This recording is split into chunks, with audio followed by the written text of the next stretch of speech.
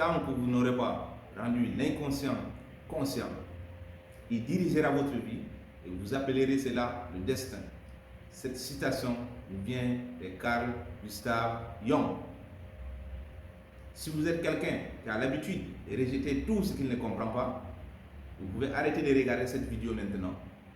Par contre, si vous êtes quelqu'un qui cherche à conscientiser son inconscient, alors vous pouvez poursuivre cette vidéo avec nous.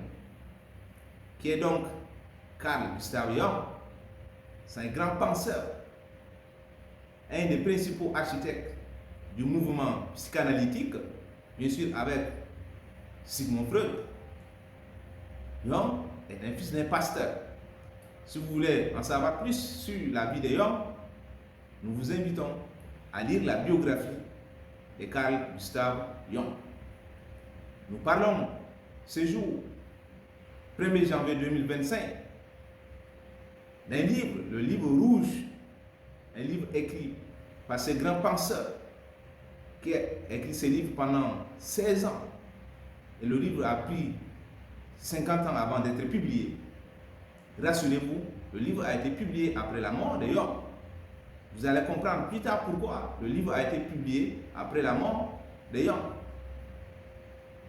Alors Jung, c'est quelqu'un qui a pris conscience très jeune. Vous ne pouvez pas imaginer à quel âge. Si vous regardez cette vidéo, je ne sais pas, vous avez quel âge, mais il n'est jamais trop tard. À 12 ans, Jung a pris conscience. Il est devenu un lecteur vorace à 12 ans. Donc, il a eu le goût très tôt de la dualité, de la loi de dualité. Il faut comprendre que la lumière existe parce qu'il y a l'obscurité. Comprendre que le mensonge existe parce qu'il y a la vérité. On parle de mort parce qu'il y a d'abord une naissance. Comprendre cette dualité est le début de la sagesse. Et donc, il a compris très tôt. Donc, il a eu ce goût. Et pendant sa recherche, sa curiosité, il découvre qu'il existe deux personnalités chez un même individu, que nous tous, nous en avons. Il a nommé une première personnalité, qui est la personnalité numéro 1, qui est la personnalité classique, qui nous permet de mener une vie dans la société. Et il dit que cette personnalité est un mal nécessaire. Vous avez besoin de cette personnalité. Nous tous, on a besoin de cette personnalité pour s'adapter à la société, mais c'est un mal nécessaire.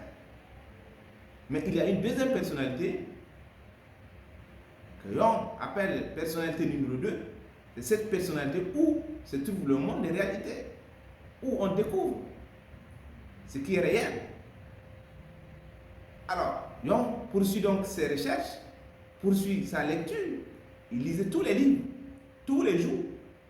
Et il découvre que l'être humain, pendant toute sa vie, il existe deux phases. Une phase naturelle. Pendant cette phase, c'est la vie classique que nous menons, où on cherche à s'établir dans le monde, on cherche à s'établir dans la société, on cherche à gagner sa vie, on cherche à élever ses enfants. Ça, c'est la phase classique, la phase naturelle. Mais il y a une deuxième phase que l'on a appelée la phase culturelle.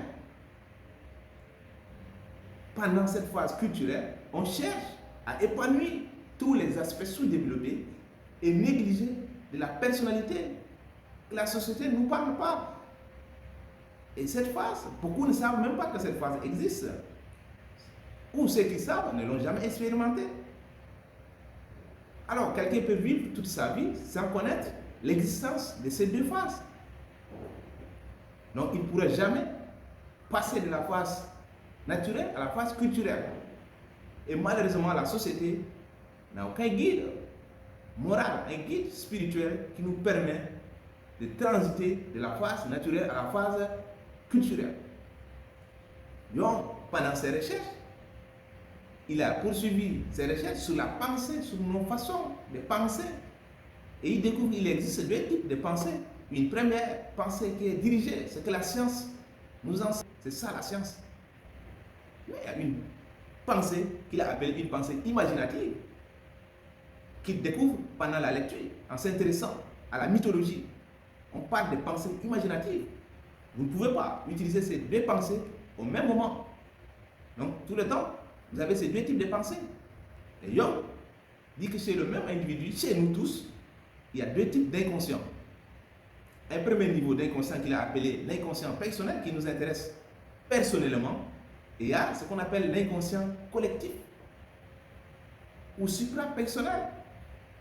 Il faut connaître la différence entre ces deux types d'inconscient. Si nous menons toute notre vie sans connaître ces deux types d'inconscient, nous allons mener un faux combat toute notre vie. On va se tromper de cible. Connaître la différence entre les deux, ça nous permet de connaître nos devoirs à l'égard de la vie et d'être viables dans la société, et ça nous libère de l'énergie et ça nous propulse vers nos objectifs. Une fois que l'on a pu découvrir ces deux types d'inconscient, il a entamé ce qu'on appelle une auto-expérimentation. Sur lui-même, il a appelé confrontation avec l'inconscient. Il appelle ici, c'est son inconscient à lui. Et ça, c'est pendant plus de 20 ans qu'il a affronté son inconscient, précisément pendant 27 ans. Pendant l'auto-expérimentation, il découvre les réalités sur lui-même. Pendant l'expérimentation, il dit qu'il recherchait son mythe à lui. Il était fasciné par la mythologie. Il lisait tous les livres sur la mythologie. Il lisait tous les livres sur le folklore. Il lisait tous les livres religieux. Donc, il était devenu un lecteur vorace. Et lui, il s'est rassemblé une vaste bibliothèque d'ouvrages de référence sur ces domaines. Alors, pendant l'expérimentation, il dit l'homme doit s'adapter aux conditions extérieures. C'est-à-dire les conditions extérieures, c'est s'adapter à la société, s'adapter à l'autrui. C'est ça qui nous permet de mener notre vie dans la société pendant la phase naturelle. Mais la plus importante des adaptations, c'est, il dit, il faut s'adapter aux conditions intérieures, à notre inconscient. Il faut affronter notre inconscient. Ça, c'est ce qu'il faut faire principalement pour s'adapter à la société, pour s'adapter à l'autrui.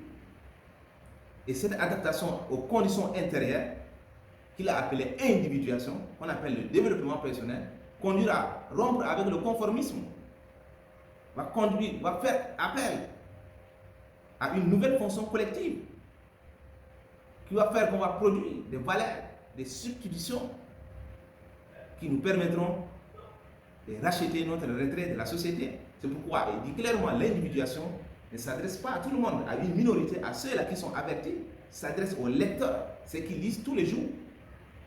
Si vous n'êtes pas averti, l'individuation ne s'adresse pas à vous. Mais vous pouvez commencer à lire et à accepter ce que vous ne comprenez pas. Alors, l'homme, après une auto-expérimentation, il décide donc de confronter le monde. Il décide de livrer le message, il décide de livrer tout ce qu'il a pu découvrir. Alors, à la fin de sa vie, retenez ceci. Jung dit, ma vie est l'histoire d'un inconscient qui a accompli sa propre réalisation. Si vous avez décidé de rester jusqu'à la fin de cette vidéo, c'est le début de quelque chose.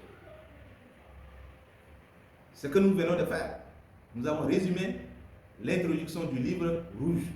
Nous allons passer étape par étape pour résumer l'intégralité du livre.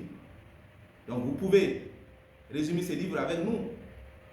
Nous vous invitons à vous procurer ces livres la prochaine fois, la prochaine étape. Vous allez résumer avec nous, vous allez nous dire ce que vous avez compris dans ce livre. Ensemble, nous allons conscientiser notre inconscient. Alors, si vous avez décidé de conscientiser votre inconscient, alors vous avez choisi le chemin de l'individuation et vous avez choisi le chemin du développement personnel.